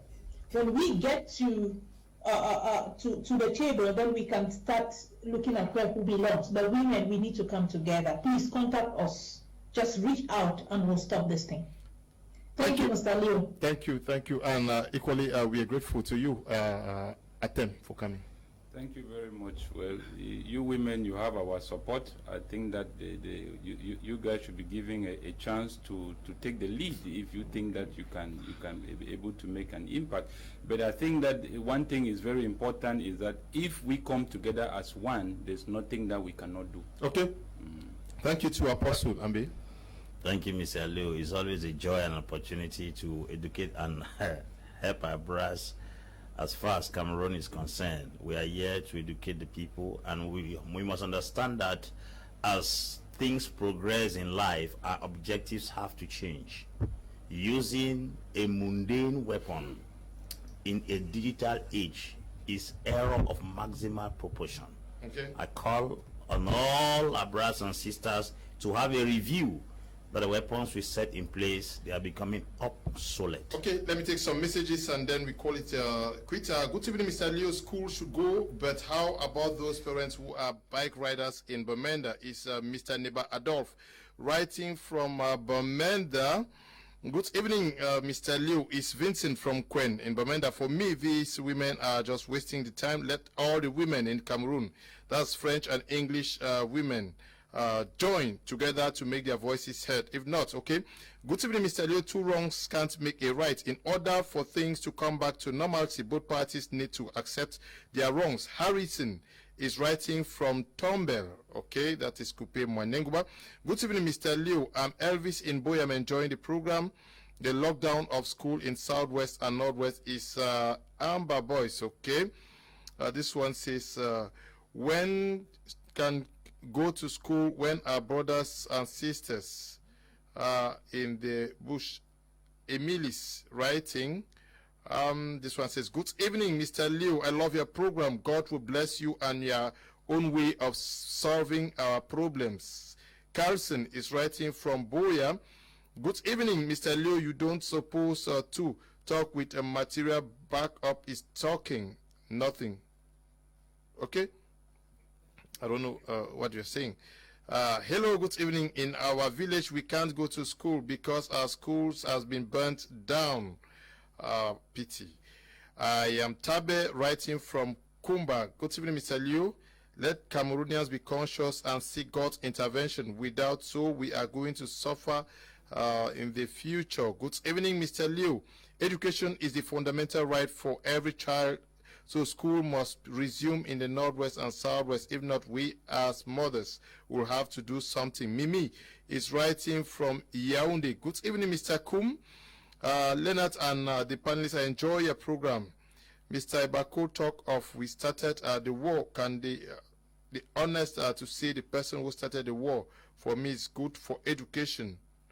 Future leaders of this nation. Ja Augustine writing from Boli Famba, that is in mile 16 in Boya. Good evening, Mr. Liu. Tell the women to go to Boyo. Then we will know what Apostle is talking about. Deco is writing from Com, that is in Boyo Division. Hello, I'm Jafon from Bamenda. I love this program. It's very nice. The level of insecurity is too high. Every day we are killing each other. I love the courage from our women. Okay. Good evening there in the studio. I think we should give women the chance. Okay. Shops were sealed in Kumba. Women stood up and marched and the shops were being opened. So I think women have much to play. Charles is also writing from Kumba. The messages are just so many, and we have to end here. Time is not on our side. We want to thank Eleanor. We want to thank Madame Sali, Apostle Lambe, and you, Andrin Atemi Bako. We were discussing on this call for a ceasefire from the Southwest and Northwest Women Task Force, the Southern Cameroon's European Women, Christian Women Fellowship, and United Methodist Women Association in Cameroon, and the Cameroon Baptist Convention Women's Department. We want to thank the production team and you millions who watched the program this evening. We want to say we love you so much. Stay blessed. Bye-bye.